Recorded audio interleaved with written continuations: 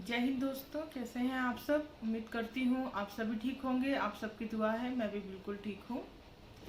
सबसे पहले तो मैं श्रद्धांजलि अर्पित करना चाहती हूँ राजीव त्यागी, जिनकी मौत साधारण मौत नहीं है, ये हत्या है। ये हत्या है। उनका हत्यारा है ये गोदी मीडिया।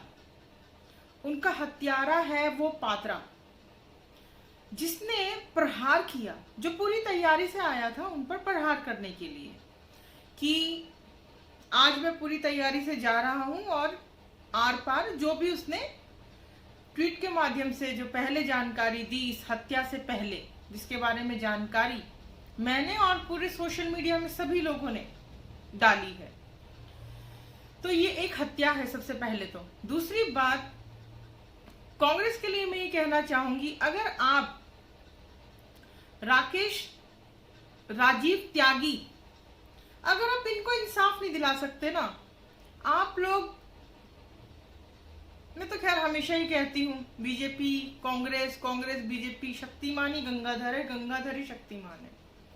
ठीक है, चलिए अब आते हैं दूसरी बात पर, जो सबसे अहम मुद्दा भी चल रहा है हमारे देश में।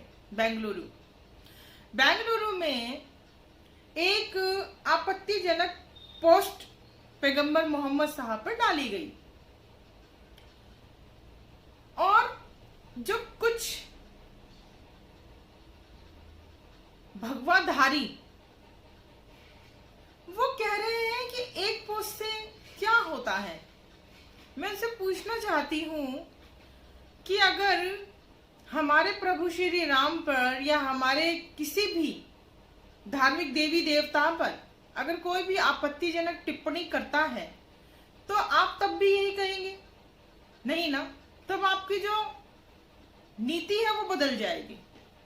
पहली गलती, एक सोची समझी खैर ये साजिश थी और ये साजिश सबको नजर आ रही है, क्योंकि बिहार चुनाव है। चुनाव के माहौल में ये सब करना बीजेपी की पुरानी आदत है, बीजेपी की पहचान है। ये इस तरह का सार्वजनिक सांप्रदायिक माहौल तैयार करना देश के अंदर। तो जो बेंगलुरु है वो भी उसी दिशा की ओर इन लोगों ने काम किया। अब वो क्या फैला दी गई कि एक कांग्रेस के नेता का दूर का भतीजा, उसने पैगंबर मोहम्मद साहब के ऊपर आपत्तिजनक टिप्पणी की है। अब मैं पूछना चाहती हूं बीजेपी के नेताओं से, ये जो दूर का भतीजा था कांग्रेस के नेता का, ये बीजेपी का पास का कार्यकर्ता था, ये बात क्यों नहीं बताई गई? मैंने एक आर्टिकल भी डाला था इस मामले में कि जो भी बलात्कारी, अपराधी, शोषण करने वाले, आतंकवादियों की मदद करने वाले और पाकिस्तान को खुफिया जानकारी देने वाले, देश की बहन बेटियों की इज्जत को तार तार करने वाले, उनको जिंदा जलाने वाले, बच्चियों का शोषण करने वाले, अपहरणकर्ता और अलग अलग टाइप के जितने भी जो अपराधी हैं वो सभी बीजेपी से ही क्यों पाए जाते हैं? उनका कहीं ना कहीं जो तार है वो बीजेपी से क्यों जुड़ा होता है? तो इसका भी जो तार है वो बीजेपी से ही जुड़ा था। अब यहाँ पर जो गलती है मुस्लिम समुदाय के जो लोगों की, वो ये है, जब उनको ये मालूम है कि आपको भड़काने के लिए ये किया गया है, आपको भड़कना नहीं चाहिए था। आपके पास सोशल मीडिया का सहारा है, आपके पास कानून का सहारा है, आप अपनी बात को रख सकते थे। लेकिन ये जो तरीका था अपनी बात को करने का, ये गलत था। जिस तरह से तोड़फोड़ करना और वो सब, हालांकि जो पुलिस है उसकी भी पूरी भागीदारी रही। पहले हुआ करता था जब वो लोग विरोध प्रदर्शन कर रहे थे कांग्रेस नेता के घर के बाहर, पुलिस का काम क्या था? पुलिस का काम था प्रदर्शनकारियों को समझाना, वो ना समझे उन पर आंसू गैस की गोले छोड़ना, उन पर पानी की बौछार करना, जो कि एक हमेशा समझ में आती है ये सब चीजें। लेकिन सीधा ही फायरिंग करने का क्या मतलब है?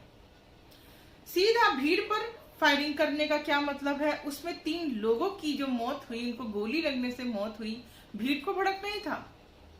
शायद यही इन असामाजिक तत्वों का, जिन्होंने इस षड्यंत्र को रचा, उनकी यही मंशा थी कि ये भीड़ भड़के, और वही हुआ। आज कुछ जिनको कहा जाएगा जो पढ़े लिखे नहीं हैं, उन लोगों ने वो गलती की जो उनको नहीं करनी चाहिए थी। एक मुसलमान ने एक साइकिल भी तोड़ दी ना, अब भगवा आतंकवादी बीच में घुसकर ना जाने कितनी ही गाड़ियों को फूंक देंगे और नाम लगा देंगे हमारे देश के भारतीय मुसलमानों का, जो कि निर्दोष है, जो कि सर झुकाकर हर जाति को बर्दाश्त कर रहे हैं। आज के समय में ये साफ तौर पे देखा जा सकता है कि इस समय देश में सबसे ज्यादा प्रताड़ित अगर किसी को किया जा रहा है तो वो है भारतीय मुसलमानों को, और दलितों को भी साथ साथ में चल रहा है। अब इन्होंने क्या कोशिश की, एक तीर से 3 निशाने लगाने की कोशिश की। पहले बीजेपी कांग्रेस के नेता के, देखिए जो कांग्रेस को खरीद सकता है, विधायकों को खरीद सकता है, वो उनके भांजे भतीजे को, उनके रिश्तेदारों को खरीदा, कौन सी बड़ी बात होगी, हर कोई समझ सकता है इस बात को। उसको खरीद कर उससे एक आपत्तिजनक टिप्पणी कराई गई, टारगेट किया गया कांग्रेस को, मुसलमान को लड़ाया गया। अब नाम बीच में लगा दिया दलित। कांग्रेसी जो नेता है वो दलित है, अब मुसलमान को दलित से लड़ाने का मतलब फूट डालो, शासन करो। ये नीति किनकी थी? अंग्रेजों की। और ये कौन है? अंग्रेजों के मुखबर, उनके गुलाम। यही वो लोग हैं जिन्होंने देश की लड़ाई में देश का नहीं अंग्रेजों का साथ दिया था। तो ये आज देश का साथ कैसे दे सकते हैं? इन्होंने वो दाव खेला और वो दाव बिल्कुल सही पड़ गया, मुसलमान भड़क गए और ये सब चीजें हो गई। अब मैं सवाल उन लोगों से करना चाहती हूँ जो मुंह में हमेशा दही जमा कर बैठते हैं और सही को सही और गलत को गलत नहीं बोलते हैं। उन सबसे मैं बोलना चाहती हूँ, दिल्ली की जो हिंसा थी, किसने की थी? वो उस पर आज वो लोग यहाँ पर बात कर रहे हैं बेंगलोर पर, जिनके मुंह में दही जम गया था दिल्ली में जब ये हुआ था। जब दिल्ली में जय श्री राम के नारे लगाकर मुसलमानों की दुकानों को जलाया गया, उनके घर को जलाया गया, उनकी बहन बेटी की इज्जतों को लूटा गया, मस्जिद को तोड़ा गया, उस पे भगवा लहराया गया, जय श्री राम के नारे लगाकर जब मुसलमानों को चुन चुन के मारा गया और अपराधी भी मुसलमानों को ही घोषित किया।